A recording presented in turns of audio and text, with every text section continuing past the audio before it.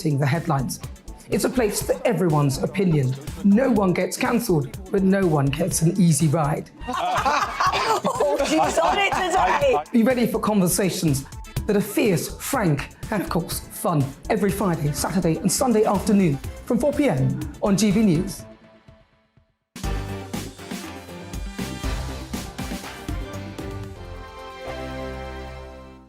We are GB News. We're right across this great nation. On TV. On radio. On digital. Absolutely everywhere. We don't talk down to you. We embrace all voices with honest and civilised conversation. We are not part of the establishment. We're one of you. And we're only getting started. Join us on GB News, The People's Channel. Britain's news channel.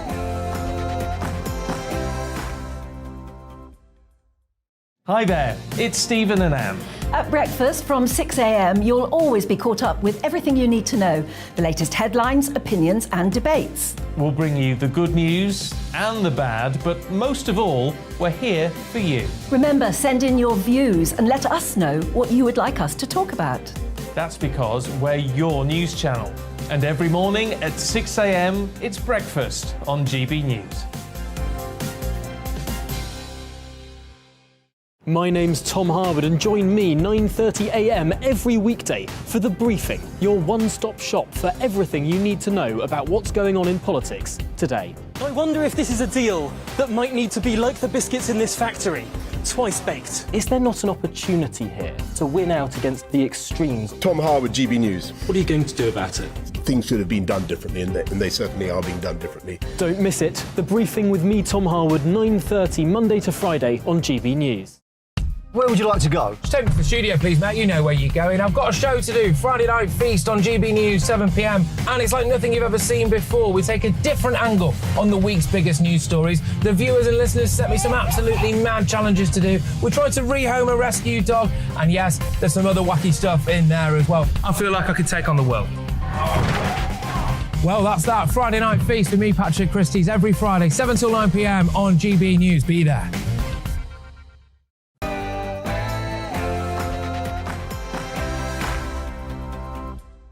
I'm Mark Dolan. Welcome to Headliners, a first look at tomorrow's papers. We've splashed the gash tonight with the remarkable, the very talented Dana Alexander and the fabulous, the one and only Josh Howie. Big stories, big opinions and a few laughs along the way. It's Headliners, tomorrow's papers after the headlines with Bethany.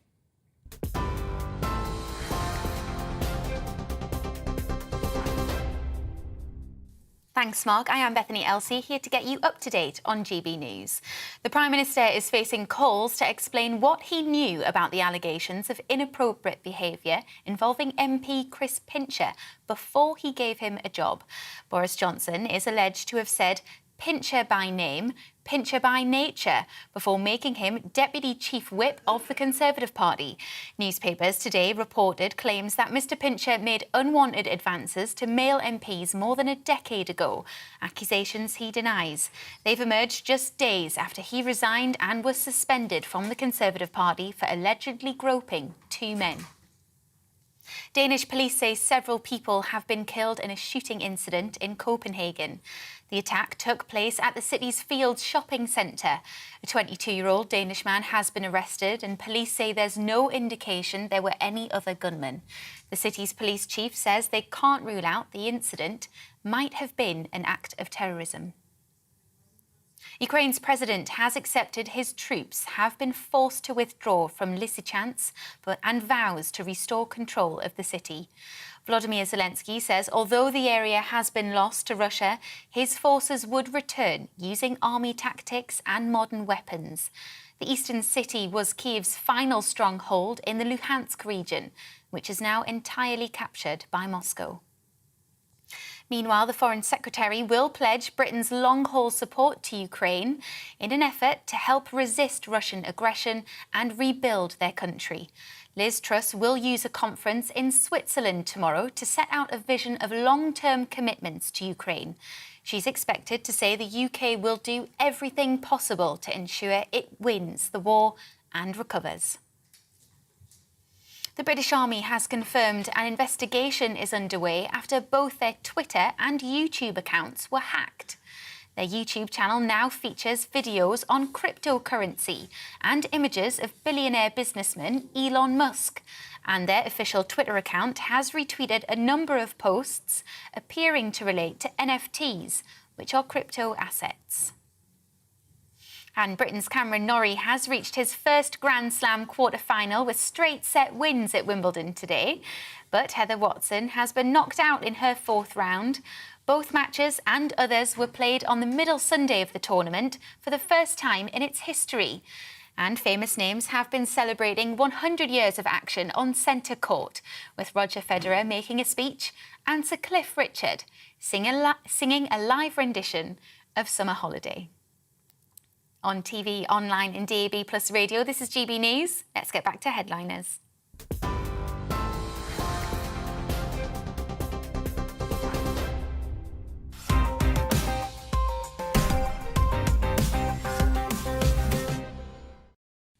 I'm Mark Dolan. Welcome to Headliners, a first look at tomorrow's papers, always in the company of two top comedians. They don't get better than Josh Howie and Dana Alexander, both looking fit and fresh and well. Thank you. A bit brisk out there today, but there's a heat wave coming. Are you ready? I was quite warm outside when I was out there. Found it warm? I did. Yep.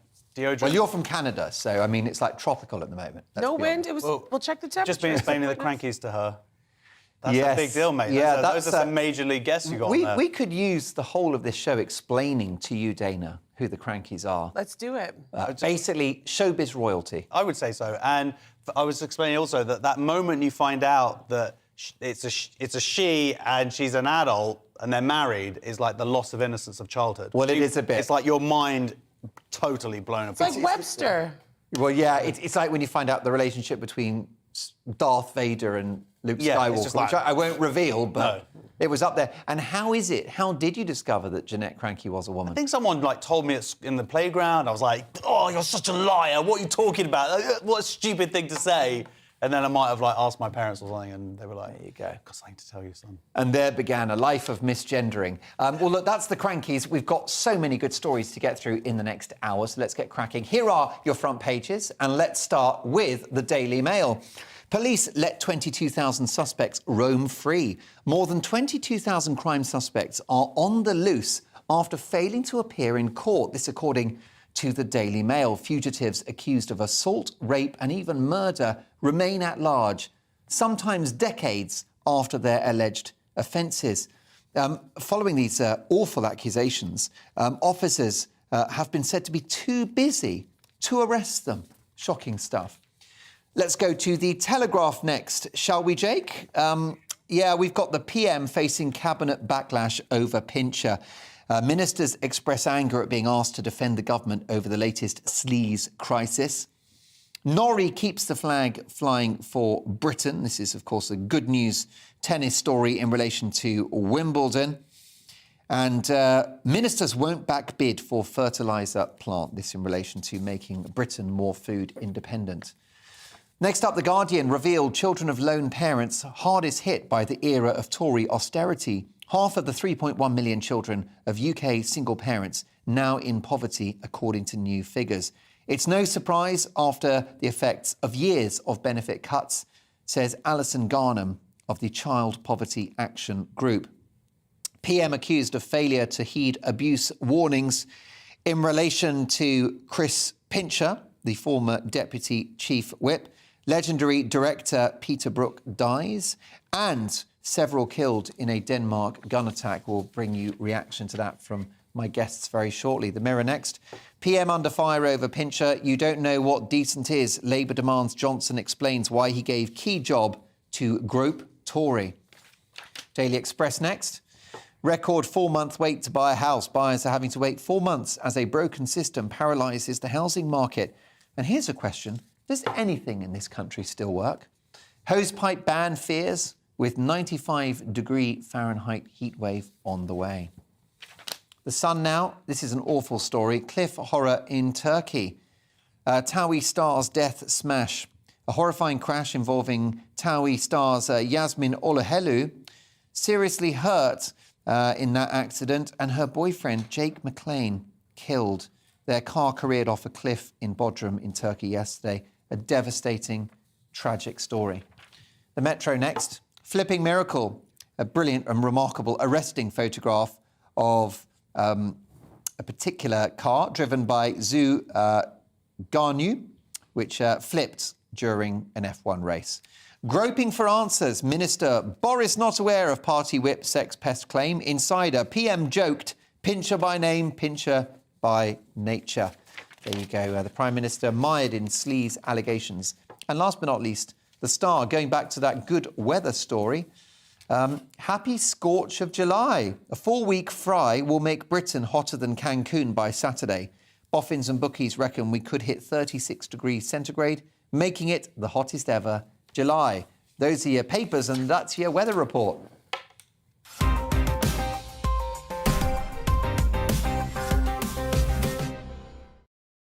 And let's start with shocking news coming from Copenhagen in Monday's Telegraph. Yeah, well, the fact is we don't know much yet.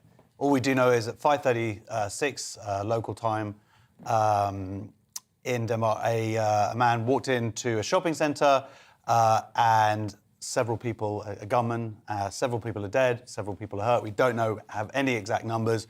The only thing that they have really said is that he's ethnically Danish. So make of that what you will. They don't know the motive yet. They're saying that terrorism, of course, could be, a factor. But again, we just don't know. You can safely rule out a sort of Islamic terror attack at this point. Well, not necessarily. He could have been a convert or whatever. We just don't know. I'm imagining right now there's a lot of journalists on Facebook and trying to find out this guy's name and find out what he's about. Just an awful human tragedy and a terrible crime, whatever the circumstances. Let's move on now. The Independent and the Tory party seem to have a cloud of sleaze hanging over them, Dana. Yes, the curious case of Mr. Pincher, not all Tories. So they want to find out basically if male Conservatives have a problem with sexual harassment. So male Conservatives do not have a particular problem with sexual harassment. Cabinet Minister Therese Coffey has said in the wake of latest misconduct scandal engulfing the party. So, I mean, are we surprised? I mean, Imran was also convicted of something before he became a member of parliament. So the issue is, this isn't the first time that he's done this. He also did this in 2017, which was ignored, and he was then promoted to party whip by Theresa May at the time. I guess the controversy is whether or not Boris Johnson actually called him Pincher by name or Pincher by nature in jest or as a joke. He is now claiming that he was unaware of his nefarious activities. Except for the fact that he lost the whip previously to that for exactly something like this. Although he was investigated previously and found innocent of the alleged crimes. Well, not necessarily innocent of not doing that, but of not breaking the ministerial code, which is slightly different. They're not saying that the incident didn't actually happen. But I love how Theresa Coffey basically said, I don't know the situation and scenarios elsewhere. Like, it's like, mate, you know exactly what's going on. Theresa Coffey, she had a rough old Sunday morning. Oh, yeah. I hope she wasn't out on the beers last night, because that will not have been fun, doing the TV rounds, having to defend this chaos. Well, it's like the 80s all over again. You remember what was going on here. The sleazy Tories during the 80s. Yeah. Look, we've got 5 Tory male MPs suspended or had to resign in the past year for sexual misconduct allegations. Let's be honest, not even a pig's head is safe from these Bullingdon boys. Let's get real about it. Well, they're not just the Bullingdon boys. It's obviously it's a cultural thing that seems to be larger. Wait a minute. I mean, this guy has allegedly committed these awful crimes. That's not Boris Johnson's fault. No, that isn't Boris. Didn't rope anyone. But the fact that he is may have obviously known and was about joking about it is obviously part of the culture. I think there's some mutual. Boris has given this guy a second chance. What about forgiveness, Dana Alexander? Well, wasn't he caught with his now wife, then mistress, in his office allegedly? Well, so I think there's a little bit of mutual culpability. I think when you look at but that's not sexual misconduct in that way. I mean, we're talking about people being sure, arrested. but I mean, come on now, getting it on with your aide or whatever in the office. You don't think that's sexual misconduct? Well, I mean, the point is it's consensual. There's nothing to say it wasn't sure. consensual. Whereas this stuff here, sure, but my point that. is it's a culture, right? And if one's doing one, the other's doing the other, I feel like a lot of them are just going to defend each other at the end of the day. The fact that he's still, yes, he lost the whip, Pincher, but then also he's suspended now. Fine, he got suspended finally. But why was he not immediately suspended or expelled for losing the whip totally? In terms of he lost his ministerial ministerial job, but he still is a Tory MP, even though he's now suspended. If, you know, this incident of him groping 2 men, of course, I don't want to play the old switcheroo, you know, but yeah, if it had been 2 women, he's gone straight away. I can't see how anything... You don't think if it came out? That I think it was if I think it was 2 women, it'd be more like, "Are you sure he did it? You're lying." As soon as a guy says it, they're believed. But he admitted it. Is the point? Fair enough. So he said it, well, and men. I think that he didn't. I think that the fact that he wasn't immediately expelled is. I mean, very telling. to defend, if I can, for a nanosecond, Boris Johnson, he's very consistent over the years that he's not a moralising sort of politician. Probably because he knows what his own private life is like. He doesn't tend to fire people for adultery. So Matt Hancock famously snogging his aide at the health department, caught on CCTV. He did not fire the health secretary. And I think it's because Boris's view is like, well, look, we're all human. Absolutely, live and let live. But there's a difference between that, again, consensual, and someone being a sexual predator. Pest. Sexual pest. Do you think that we've been a bit too light-hearted about this whole groping story because it is men that... Well, that's the point that I'm trying to make. Exactly Yeah. that. Thank you for saying it much more. But they were believed immediately, and that's nice. Or he just copped. Well, no, but immediately. the victim said it was incredibly frustrating because he felt like he had to say something, otherwise nothing would have happened with it. And even when he did, he says here, I felt shell-shocked when I found out that they were initially actually going to let him keep the whip. So... I wouldn't let someone like that ever have a whip, to be honest. Yeah, there's too much whipping. Yeah, those Tory clubs. The pincher with a whip, it's double trouble, isn't it? Well, this is it.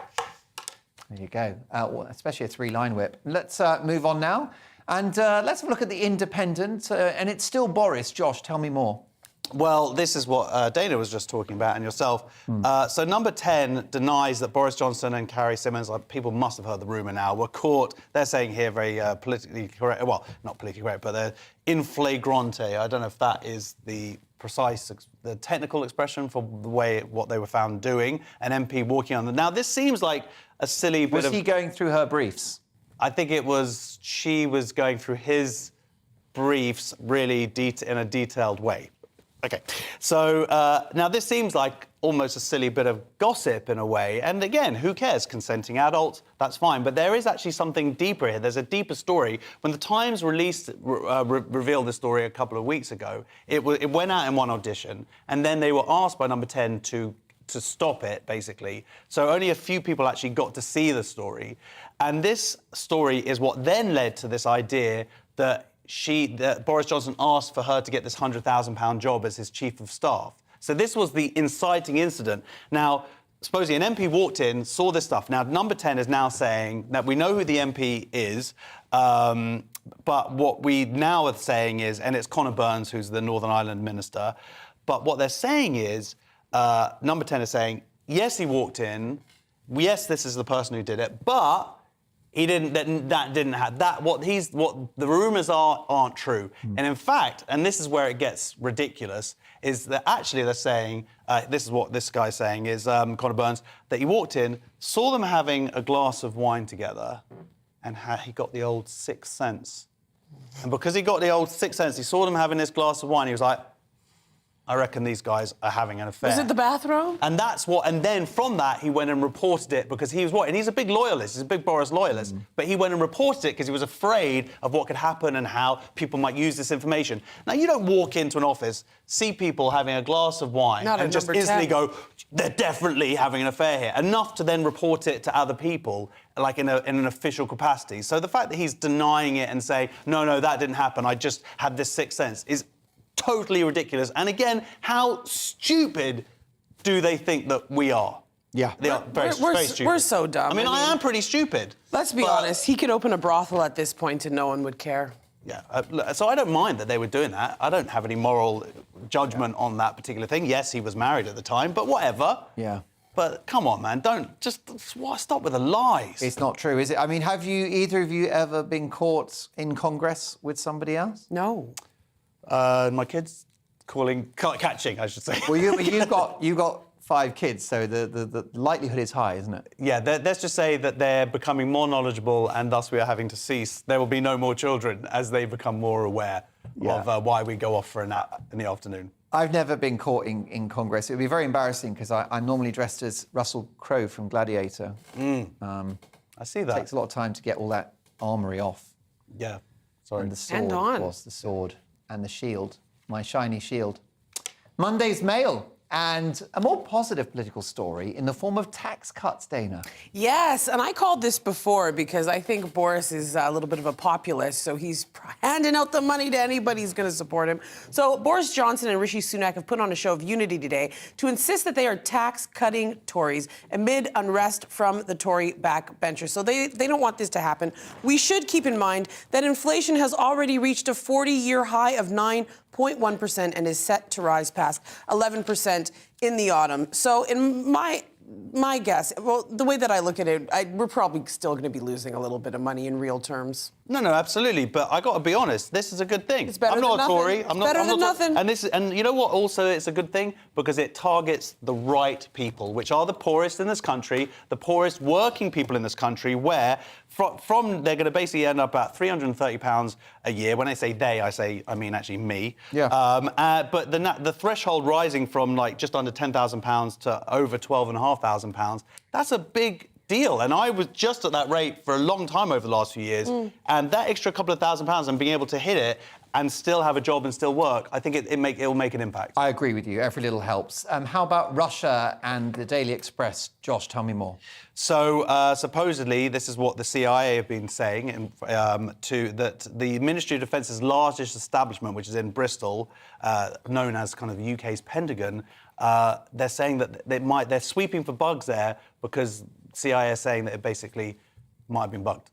That's the gist of it, because they want to get this information on the F-35. Now, I've seen the new Top Gun, so obviously I'm very much up to date on all the technological. Well, Top Gun is basically a documentary, isn't it? About exactly, and I think it makes me an expert straight away. Correct. What I was interested and Tom Cruise, the original one I would say is erotica for gay men.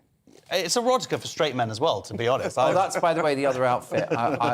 I'm Russell Crowe in Gladiators and also Tom Cruise in Top Gun. Well, I see, yeah. And also one night I played the woman, but I just didn't pull it off. Well, she wasn't. Let's not talk about pulling it off. It wasn't convincing. Okay, but we are the only non-US nation to be granted this trusted level 1 status. Yeah. So if Russia can't get in via America, actually coming over to the UK, and obviously it's closer to home, they know already the train stations very well in this country. Satan 2, yeah. So, but they're on the look. They haven't found anything yet. But it is interesting how closely the UK and the US work on these different weapon systems. This Satan 2 missile, do you think the Russians could lend it to us so we can just sort out a few stranded passengers trying to get on their holidays? Borrow Satan 2 just for a couple of weeks, just to get through the backlog. A lot of people need to be in Tenerife. Slightly, probably safer than EasyJet. No, EasyJet's very safe, I should say. What a recovery. Save that one. This story is a reminder, isn't it, both, that we do need to invest in counter-espionage, that this is a very important part of our defence. Absolutely. In the West altogether. Definitely. You know, that there are people on our shores who wish us... On our shores. They're in Red Square living in London right now in some of the highest property values they might in be in Europe. the bloody green room, for all I know. One of the crankies. Jeanette's a good actress. Coming up, we've got lots more after the break. Teachers are advised to teach proper history, single-sex toilets causing a stir, and the shocking numbers of kids watching porn. Quite a serious story. Lots to get through. Don't go anywhere.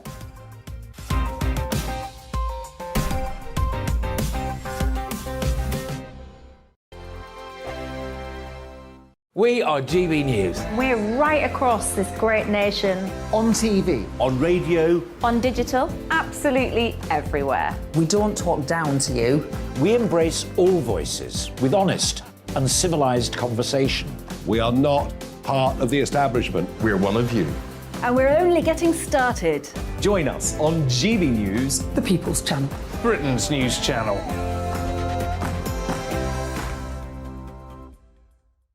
Hi there, it's Stephen and Anne.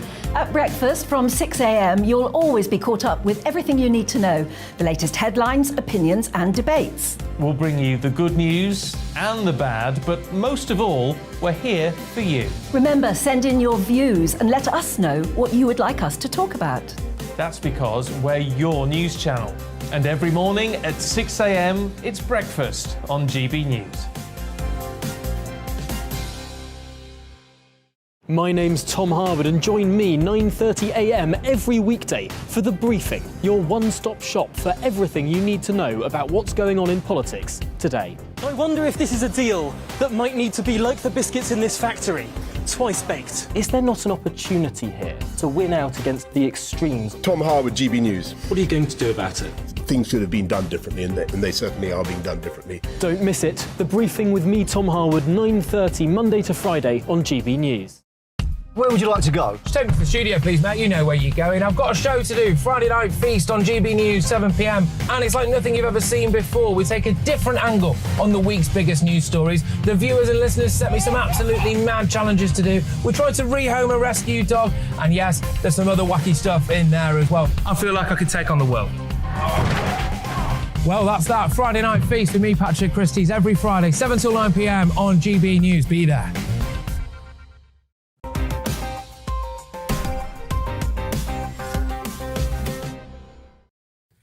I'm Mark Dolan, and welcome back to Headliners, a first look at tomorrow's papers in the company of two top comedians tonight, the brilliant Josh Howie and the equally marvellous Dana Alexander.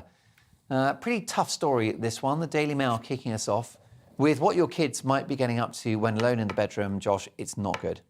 It's not good, no. A third of young men, 1 in 6 women, have watched pornography by the age of 13. Now, this actually, we covered a similar story a few weeks ago. We were talking about the online bill, but it is disturbing, and it's having an impact on people's future sexual development in terms of what they think is normal. And, you know, you're seeing the stuff that's out there is, well, it's not certainly not for kids, but even for adults. It warps your idea of what a healthy sexual relationship is. And to get the fact that it's sort of impacting upon children so long, it's definitely something they're going to be carrying forward.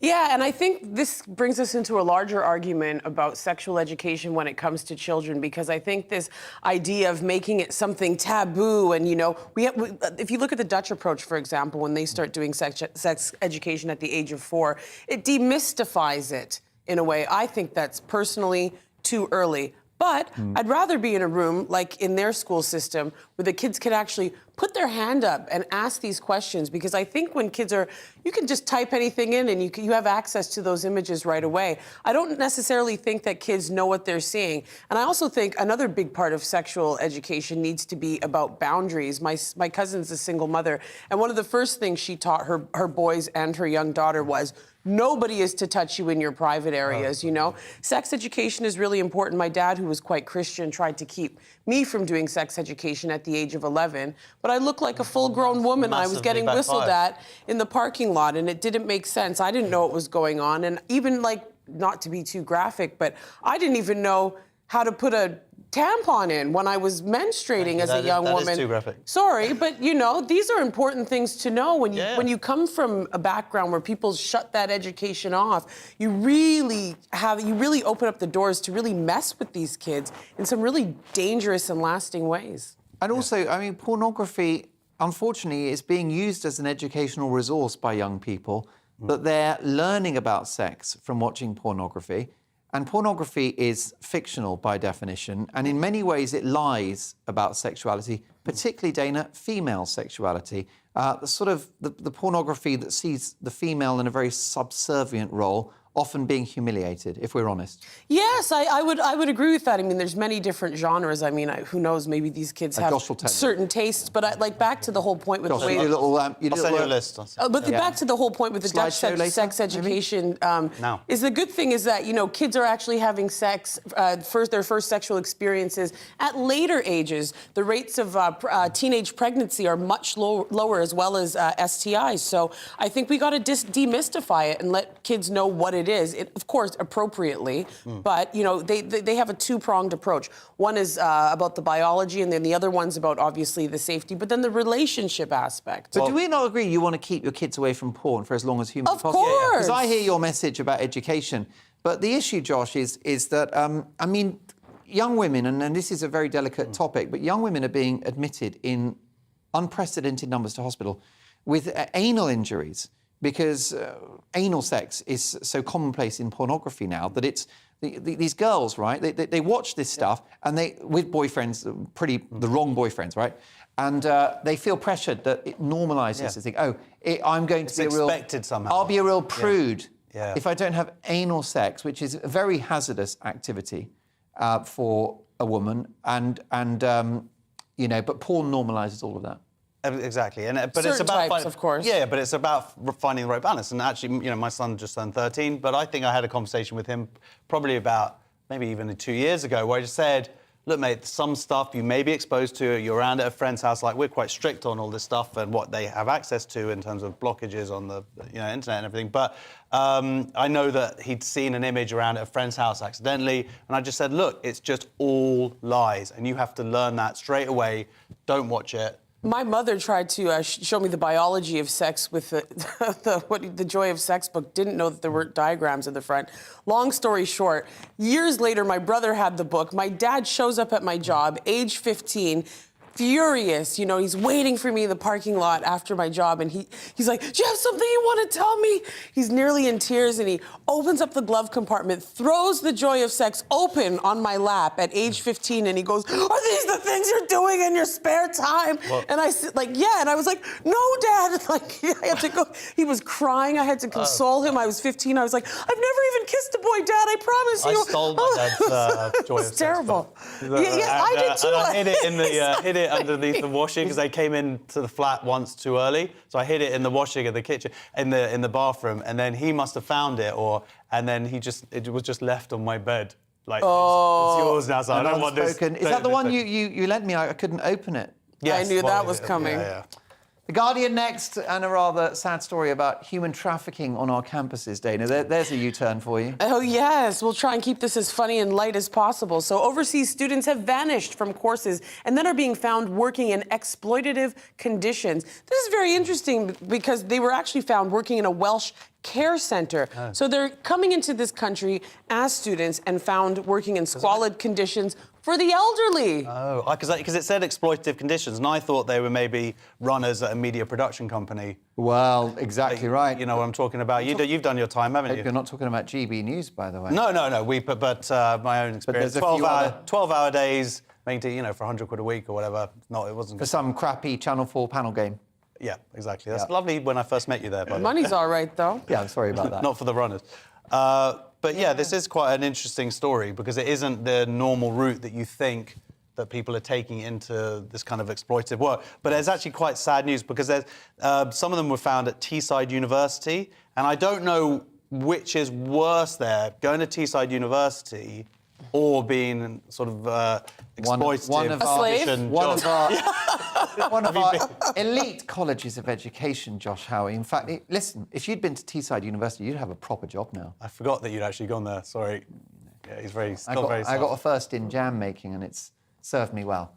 How about our next story? Let's talk stay in education if we can, and this is about history, Josh. I really like this story. Basically, we need to teach more medieval history. This is Alexander Stafford. He's a Conservative MP. He says, stop just teaching Hitler and Henry VIII. I just had to, in my brain, convert the V333 to 8, so sorry for that pause there. It's pretty good for me. And he says that most students don't have the option to study anything pre-1066. The thing is, that period of time is called the Dark Ages. There isn't actually that much to study anyway, so you probably could just cover it in about 2 lessons. This is what I don't get. Just fit that bit in. But what's interesting is that this guy, guess what? He studied medieval history at A-level and went on to specialise in that subject during his degree. So he's saying that people aren't doing that now because they're not being taught about it. Of course, he does have one interesting point, which is about how, because there's very little text and information to go on, it forces you to be a lot more interpretive, so it forces you to think, because there are no necessarily clear answers. Critical thinking taught at a young age is a good thing, and this could well be an avenue for it. But, and also historical sleuthing. Yes. Where you've got to think, well, wait a minute, this king came along here, what might have motivated that revolution, or that... When it's at the right age, but of course, I don't know... You can't prove any of it. Well, you can't. Well, that's the thing, and none of it's definitive, so it's very hard. However, can I defend this guy? Because I wonder, Dana, whether it's a little bit like the animal kingdom, that you'll lose certain species which become extinct if we stop teaching kids really early history, that might be gone forever too. If we stop teaching kids really early history, that the history will disappear? Yeah. Early teaching. Are we in a movie? What was that movie that I couldn't get through? That begins with an I, when everybody started jumping. Yeah. I mean, I think. But do you know what I mean? The knowledge could be lost forever. The knowledge has already been lost, right? At the end of the day, I think if anything, as time has gone on, we're talking about the Dark Ages in 2022. I don't see why it would be lost with all of the records that we have now. Right, but don't you think that perhaps if you still teach it, at least, for a few weeks in an academic year, that might pique the interest of one of the youngsters in the classroom, who then goes on and thinks, oh, wait a minute, I loved medieval history when I was at school. I'll become a medieval history scholar. That we cultivate. And then this MP will have someone to talk to, which is obviously what his motivation is. Yeah, that's He's just feeling a bit bored. He's like, he wants to share his knowledge with someone else. Well, he doesn't want to talk to any of his MP mates. No, he's afraid of being groped. Well, he'll be, do you know what I mean, all over him like a bloody rash. How about this now from the Daily Mail, and an issue that we all want flushed away, Dana? Yes, new schools, hospitals, shops and offices must be built with separate single-sex toilets. Government will confirm this week in plans to halt the rise of exclusively gender-neutral lavatories. Wow. My toilet at home, I don't know if you know this, is gender-neutral. That is the stupidest argument. You always see that argument online, and that is just the worst argument. It's a toilet. Yes, because it's in a private home. When it's out in public, some people like to have privacy, like girls in schools who have not been going to the toilet because they have become gender neutral and they don't feel safe in there, and they have a right, according to the Equality Act of 2010, to be able to go to the toilet in peace, in safety. We have a single-sex toilet here. Do I feel unsafe in the toilet? Well, I tell you what, it's stopping me from doing some major with the thought that there might be the other the day, opposite sex and nearby. I've got to say that Colin Brazier gave me a very sort of sheepish look. I felt uncomfortable. Well, I think, obviously... Although he is the same gender as me, so I'm not sure that works. You guys also, you understand that I'm very passionate about this issue, and I think I should probably just be honest. I was signed male at birth. I don't know if you know that about me. So in case you're feeling a little bit unsafe in the lavatories, I think you should know that. And I also noticed a woman on a previous broadcast with some boxy shoulders and a couple of whiskers. I think you got to check her too. Oh my goodness, she sounds fascinating. Just in case you feel unsafe. I'd give her own show here at GB News. But could you develop that point you made that you were assigned? You're joking. Well, there's only one way to find out, Mark.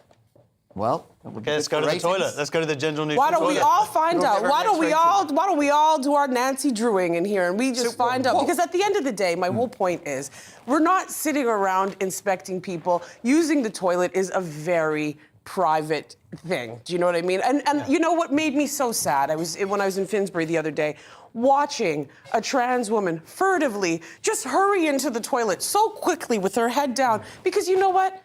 She just had to pee.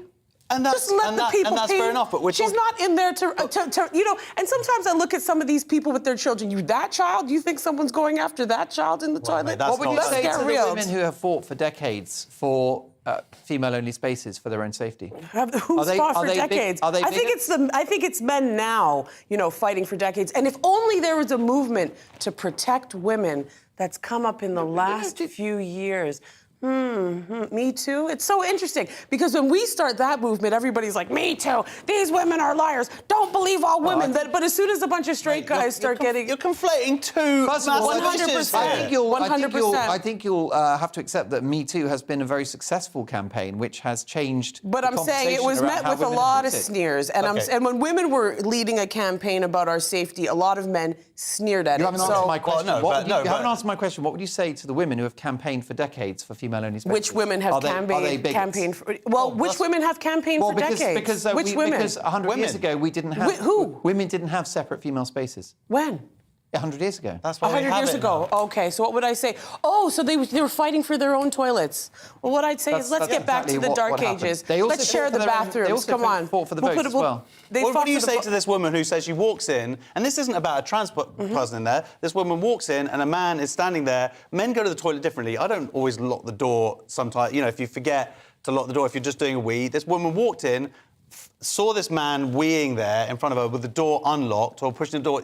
Unlocked? Unlocked. But the point is, Do you think men and women, guys, we on the seats, women have the right to their own spaces to feel safe? Well, I don't see what's wrong with that. Let us lead the charge. Well, they are. Women All right. are leading the charge. So what would you say, on their own what would you say spaces. to the women, to the young girls in environments where it's unisex, that they don't go to the toilet because they're not comfortable to go to the toilet around men? What would you say to them? Are they bigots too? Use the disabled. That's what I would say. Yeah, but then you've got a whole bunch of girls trying to fit into one toilet, one cubicle. Do they really feel unsafe? Well, it says it here. I think I think this idea, first of all, I'll say this right now. If I was in a female-only toilet, speaking as a woman, I don't know if you know, I may have been assigned male at birth, but I am a woman, I identify as a woman. Anyway, if a man were to come into a female toilet and was running in there, I would just assume, oh man, he really has to go. You think I'm sitting there thinking a man is... Well, can you not have empathy for people who might have been victims of sexual violence or for whatever the reasons are? They feel unsafe around biological men. In a toilet? Yes, in a toilet. And toilets, by the way, lots of sexual assaults have occurred in toilets. A toilet is an intimate place. Do you have a security at toilet? At the end of the day, if there's a female toilet and a male toilet and a man decides that he would like to assault a woman in a toilet, there's no security to stop him doing this. Yeah, right? except that a man has a potential rapist has a much better excuse, better cover for going into a female toilet if he can claim. Why would you do it in a toilet, especially when toilets have stalls and the potential of multiple people being in there with witnesses? It happens. It does happen. When? Okay. What do you mean? There's huge numbers of sexual assaults in toilets. The point is, Dana, it's an opportunity for a rapist, isn't it? I think it's a red herring to discriminate against trans women. And also, can I ask you another question? You just glibly said there, are these women really afraid of being in a toilet around men? How can you speak for these women who are afraid? Well, I'll speak for women because I'm a woman. Who are you to speak for women? Well, I'm speaking for the women who are declaring very clearly. Which women? These women who have talked to their experiences. You're denying the existence. There are women quoted in this particular article who are saying. Like I said, I think it's a red herring. If a man wants to assault you in a bathroom, he's going to do it. But I bet you anything, he'll pick a more comfortable spot. Why make it easier for him? Easier? Yeah, why make it easier? So, like you say, you have an excuse to be in there. Lots of sexual assaults happen in toilets. Forgetting even the sexual assault, it's is that because it's male and female? Because I know about people who have been assaulted in bathrooms that were separated. If a man wants to assault you in a bathroom, a little sign that has a woman in a dress isn't going to stop him. Okay, well, it's going to make it easier. And there's a whole reason why we have safeguarding in the first place. And certainly in some place like schools where you've got young girls who are feeling insecure about their developing bodies, to be around teenage boys who are frankly the stupidest people in the world. It's not right. If they are girls at the moment not going to the toilet. When I was a kid at daycare, literally, they had potties all lined up. Yeah, no stalls, no nothing. Potties. We're talking about everybody sat down. Everybody sat down, and we just peed. But Dana, you're bringing your own experiences to this. Why can't you listen to the people who are telling you? These people are saying these young girls are saying we can't go to the toilet. We feel threatened. We feel uncomfortable, and they are holding it in all day at school. That is not right. What do you think about trans women who are banned from... I don't care about trans women in this case. I'm talking about girls at school who should have their own spaces, as required by law. I think you should be the security guard of those toilets. Let's be friends again. And the debate will continue. Fascinating conversation, but lots more to come. Pedestrian crossings go woke, the secrets behind Alcatraz, and the woman allergic to emotions. I was going to go to the loo, but I've changed my mind.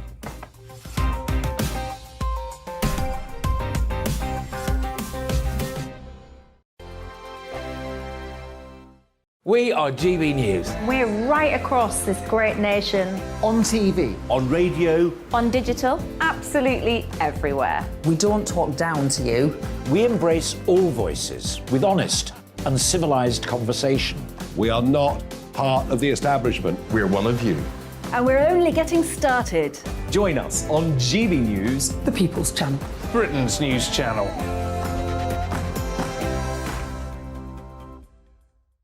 Hi there, it's Stephen and Anne. At breakfast from 6 a.m, you'll always be caught up with everything you need to know, the latest headlines, opinions and debates. We'll bring you the good news and the bad, but most of all, we're here for you. Remember, send in your views and let us know what you would like us to talk about. That's because we're your news channel. And every morning at 6 a.m, it's breakfast on GB News. My name's Tom Harwood and join me 9:30 a.m. every weekday for The Briefing, your one-stop shop for everything you need to know about what's going on in politics today. I wonder if this is a deal that might need to be like the biscuits in this factory, twice baked. Is there not an opportunity here to win out against the extremes? Tom Harwood, GB News. What are you going to do about it? Things should have been done differently, and they certainly are being done differently. Don't miss it. The Briefing with me, Tom Harwood, 9:30 Monday to Friday on GB News. Where would you like to go? Just take me to the studio, please, mate. You know where you're going. I've got a show to do. Friday Night Feast on GB News, 7 p.m. And it's like nothing you've ever seen before. We take a different angle on the week's biggest news stories. The viewers and listeners set me some absolutely mad challenges to do. We tried to rehome a rescue dog. And yes, there's some other wacky stuff in there as well. I feel like I could take on the world. Well, that's that. Friday Night Feast with me, Patrick Christie's, every Friday, 7 till 9 p.m. on GB News. Be there.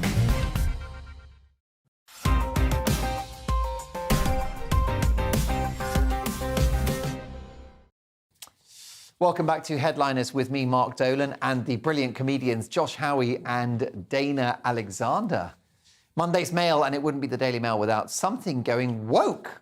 Dana, what is it this time? Oh, the signs are going woke. I guess now a coat of paint qualifies for a wokeness when it comes to a very expensive coat of paint. Yes, you know, I don't agree with the price, but hey, everybody needs a little spruce up. And like, you think 43,000 pounds is not a lot in Chelsea. Let's get real.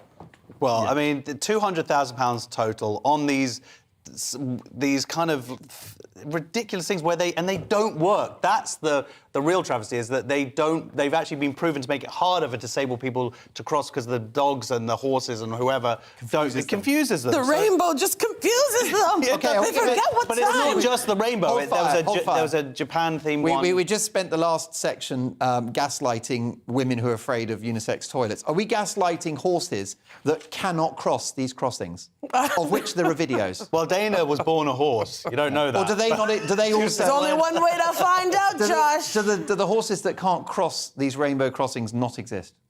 Well, I would say I do acknowledge the existence of crosswalking horses.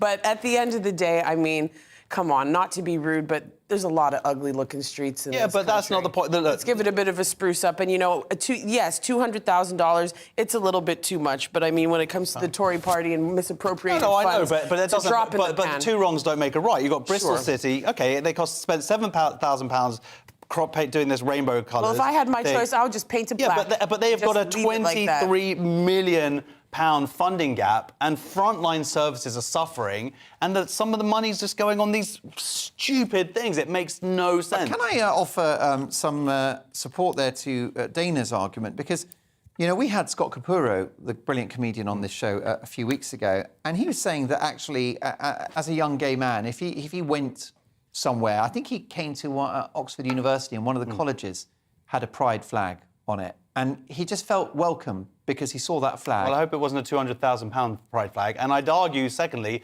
Scott grew up in a different time, came out, I guess, at a different time. Now, you cannot... I'm not saying that homophobia doesn't exist, but it's, you know, I would also say that this is a pretty... seemingly a good time to. Well, you're gaslighting the people who feel victims of prejudice. Okay, but I just think that seeing a flag, we've just had a month of flags, you know, of celebration of being gay, brilliant, or bisexual. Happy Pride, everybody. Yeah, Happy Pride, it's over. But do we also have to do the floor markings and you know, we're talking about, you know, seeing one flag, two, how many flags? When's it enough to go, you know what, people are gay, that's brilliant, let's just get on with our lives? Dana? I think we should paint you a rainbow. You know what, for £200,000, I will absolutely go with that. I'd like to do a little bit of the old Keir Starmer glitter on your cheeks. Oh, yeah. Look, mate, I will in do a black shirt. What was that? Anything. That's like when Cyndi Lauper came to Pride and decided to do her blues set. Girl, wrong place. I know, I thought he looked hot.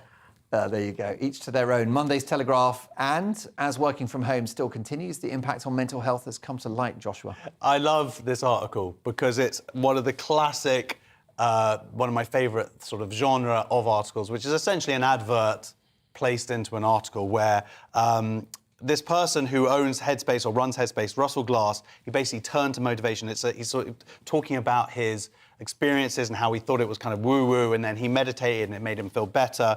But guess what? Now he runs Headspace meditation app. And then the rest of the article is just how much benefits you, and it's all about how we're kind of going through a mental health crisis. There's stuff there that's absolutely true. Prevalence of anxiety, depression has increased by 25%. Over COVID. I wonder why we're all locked away. 70% of the 1 billion people worldwide with mental health needs are not getting any access. These are valid concerns. But then he starts going on about, you know what might really help us, because we can't actually cover it all. We don't have enough GPs or doctors or mental health professionals. There should be some sort of app out there that we could use that might help people. And I just happen to know the right app. It's called Headspace. So this whole thing is just There's kind of a little line at the end of the article where it says, if you're really struggling with your mental health, go and see Josh Howie live, it says at the bottom. Yeah, and then that'll finish you. Is that it? It'll be over. Push people over the edge. So look, it's going to see you live. That's basically like a trip to Switzerland, is it? It's sort of like, things don't get any worse than that. I feel sorry for anybody. But I will say at the end, look, I believe in meditation. I think it can have a massive impact and a big help on your mental health. He says at the end that his goal is to have meditation regarded on a par with brushing teeth. I would 100% go along with that. I would like to start doing both. But good for him, just sort of... 40% of GP visits were for mental health. I think that's interesting to note. And I didn't really get a chance to be home until COVID, really. And what I noticed being home was everyone in my neighborhood is insane. And I wish they would call this man. If you should see the things that I've taped outside of my window. There's a guy next door beating up his wife. There was a police raid across the street. There was a Jamaican woman who caught her husband with another Jamaican woman this morning. Leave Teesside University. Get out of there as quickly as you can. Blimey. And on that bombshell, The Guardian now, and is it about time the British Museum gave up one of its most priceless treasures, Dana? Well, that might be a slippery slope. The Koh-i-Noor. Anyways, letters show how Boris Johnson backed the return of Parthenon marbles to Greece. So obviously, I think the majority of students agree with me when I say there's absolutely no reason why the Elgin Margars superlatively... That's so Boris Johnson using Anyways, that. Yeah. The most important and beautiful treasures left to us by the ancient world should not be returned immediately from the British Museum to their rightful home in Athens. I mean, don't start that, because the whole world will just come to your museum and take all their things back. I mean, but yeah, I think it's great.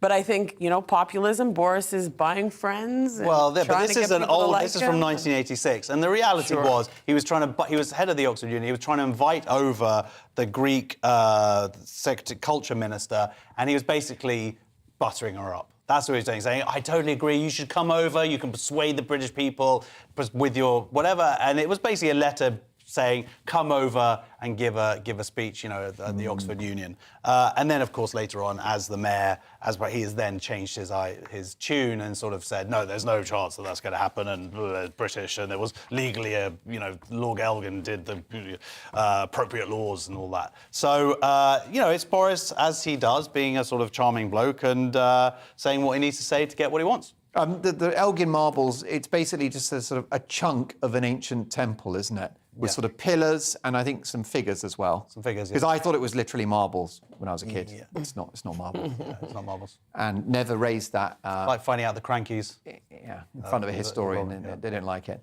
But should they go back? No, I don't think they should, no. Dana? Yes. Well, there we go. See, straight answer to a straight question. Although they are going to do a replica. They're talking about making like an exact replica. Maybe that's enough. Yeah. You know what? I should go and check them out one day. Yeah, they do. No, they are marbles, I promise you. OK, cool. The Independent now, with a story about a man who brings together his local community, Josh. Yeah, so a black Jewish leader has got a job now as the Equity, Diversity and Inclusion team. He's now the head of that. And that's a good thing. It's quite interesting. People don't tend to understand the nature of... Some people think that being Jewish is just a religion. It's an ethno-religion. It's quite interesting that... So people don't even necessarily understand that there are black Jews out there. There are many black Jews out there, so many so that in Israel, the majority of the country, 60% of the country, are actually people of colour. The Jews They're people of colour because they're from what's called they're Mizrahi, so they're from Yemen, they're from Iraq, Iran, Ethiopia, whatever. So when you go over there, it's funny because critics of Israel who try and say, oh, it's a white, super racist, supremacist state or whatever, if you went to Israel, you'd just be like, oh, look, everybody's a person of colour, pretty much. That is what it's like. So it's such a ridiculous argument and shows how little people actually do know about, who criticise Israel, how much they actually know about the reality of it on the ground. There has been some controversy, though, as I believe that there were some... No, that's a massive anti-spirit. Before you say it, I know what you're about to say. What am I about to say? You're about to say sterilisation or whatever. No, I wasn't about to say that. There was actually, and these families have been compensated, there was the murders of black Jewish Ethiopians that came over. There's about 6 of them that have happened. I think it was in the last couple of years. Couple of families have been. There's a good Vice documentary. I'll let you see it. Yeah, Vice, so very impartial documentary. Well, you know what? I mean, I don't think they're lying about a death that's been widely reported. Okay, well, all I know is that every time Ethiopians are brought over, it's massive celebration. Everybody in the airport sings. There's all these footage that you always see. Everybody is very happy, Jews, to welcome people back to Israel. But look, that's not what this story is. This story is in America. And it's interesting because the issue is, during lockdown, I did like a 2-month course. Our synagogue organised this like 2-month course. The idea was to kind of learn about critical race theory, which I don't agree with a lot of it, but there was some interesting things that I did learn. Number one is that, you know, when I would see someone in our synagogue, we're very welcome, open in synagogue, and I'd see someone, we've got loads of members who are people of colour, and I got to be honest with you, I didn't really appreciate this line of thinking, but I would be like, wow, what's your background? Like, excitedly, not like because I'm just like, how come did you convert? Either curiosity. Yeah, curiosity, but also like a welcomeness and whatever. And I didn't realise this, and this is what this person says here, and this is what I learned from this course, is that actually that's othering. That's like, it's a way of saying, even though if you go in with the best of intentions, it's also a way of saying, well, you don't belong in the same way, or it can be taken that way. I've had people say things, wow, you speak English so well. Well, exactly. But that's born in the same hospital. So that's something I've learned. But the other problem is security guards who aren't Jewish, most of them, and the reason why Jewish institutions need security guards is because so many of us get murdered, is that, certainly more so in France and America and whatever, but they may be less educated as to what being Jewish entails, and so some people of colour who turn up on the door of synagogues have not been treated particularly well. Hopefully that education, and this they're is what this person... They're micromanaged about their... Yeah, they're like, oh, this person doesn't look Jewish, and their idea or traditionally of what's Jewish. And there's a lot of... I mean, there's so many different, you can be Orthodox, you can be Ashkenazi, Sephardic. People have different custom and tradition, and I think people were really examining, how they practice their faith and perhaps micromanaging them a bit in a way that made them feel uncomfortable. Yeah, so hopefully this person's going to come in and do a good job and make people feel more welcome. That's always a good thing. Outreach is a great thing. Outreach, inreach, whatever, It's an interesting and important conversation. Just probably time for one more story. Do you fancy Boris Becker or Allergy? Allergies to strong emotions? What do we fancy? Allergy, strong emotions, surely. OK, well, tell me what that story is, young man. 18. Well, a woman... That's you. Go for it. Yeah, so... she could be a young man. We don't know. It's still not been proven. Woman allergic to strong emotions could be killed simply by sweating or laughing. I don't know why she's practicing gymnastics. OK. Natasha Coates has a small cell activation syndrome. This means that when she's allergic to strong emotions, and she could be killed by simply sweating, laughing, or being sad. Well, this sounds like a perfect thing to have if you're a Brit. You guys are notoriously stoic. She should get together with Prince Andrew, and then hopefully they'll cancel each other out in terms of their procreation. What a combo! Yeah, that would cure any for future generations, the children. Well, that's right. How do you express your emotions, Josh? Just internalise, brilliant. Just build it up, and then my hair falls out. Right, perfect. It's quietly growing a tumour in rage. Exactly. Yeah. Pushes the hair out. Well, look, I tell you something. There have been plenty of emotions tonight. It's been a brilliant debate throughout the programme. Dana, thank you so much. Joshua, well done. Lots, of course, more coming up on GB News this week. Headliners is stripped across the week. Luckily, not literally, but we are here 11 till midnight every Monday, Tuesday, Wednesday, Thursday, Friday, Saturday and Sunday. That's right, 7 days a week. It's been a really busy weekend. I want to thank you so much for your amazing company, the emails, all of the online engagement as well. I'll be back in the hot seat for Mark Dolan tonight on Friday at 9. Whatever you do, keep it GB News.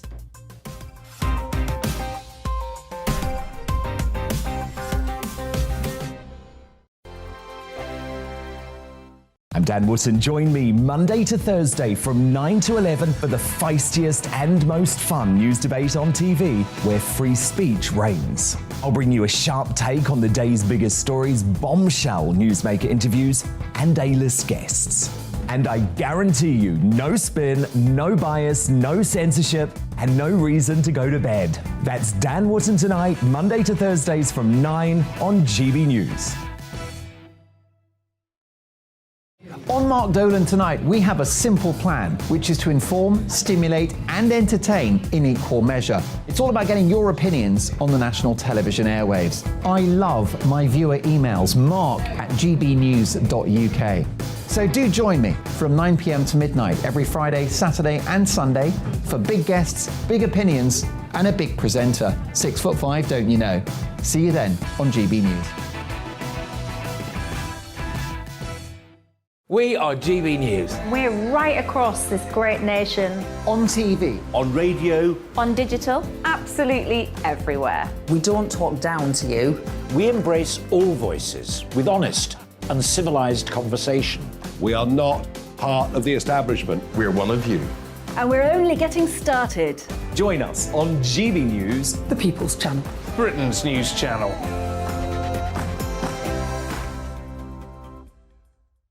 Hi there, it's Stephen and Anne. At breakfast from 6 a.m, you'll always be caught up with everything you need to know, the latest headlines, opinions, and debates. We'll bring you the good news and the bad, but most of all, we're here for you. Remember, send in your views and let us know what you would like us to talk about. That's because we're your news channel. And every morning at 6 a.m, it's breakfast on GB News. My name's Tom Harwood, and join me 9:30 a.m. every